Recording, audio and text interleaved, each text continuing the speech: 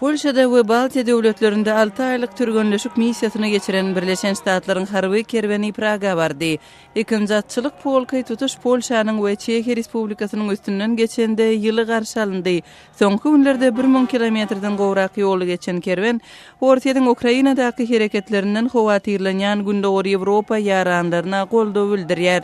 Ýetatan Çekiýaly kommunistler tarapyndan gurnulan käbir protest aksiýalary hem geçirildi. Pragada demonstrantlaryň sany onlar çadımdan geçmedi. Moldowanyň paýtagty Kišiňowda ýüzler çadam 28 martda protest geçirip, ýurdun Rumyniýa bilen birleşmegine çagyryş etdi. Moldowanyň iratynyň aglaby bölegi rumin dilinde gepleýär we ýurdun aglaby bölegi 1918 we 1940 ýyllar aralygynda Rumyniýanyň düzüminde bolupdy. Şol wagtda köpçüligiň pikirini öwrenmek boýunça barlyklar birleşmek ideýasynyň ýurtda giň derejede goldanmaýanlygyny görkezdi. Pakistanly işçiler we olaryň maşgalalary Yemenden evakuasiýa edilen soň Karaçynyň aeroportuna bardylar.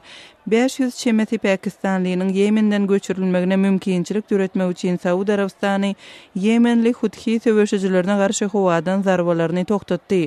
Huthi şaýyt opary soňky hepdelerde Yemeniň aglaby bölegini şol sanda paýtagt Sanany eýledi we prezidenti ýurtdan çykyp gitmäge mejbur etdi. Siz günüň täzelikleri bilen tanyş boldunuz.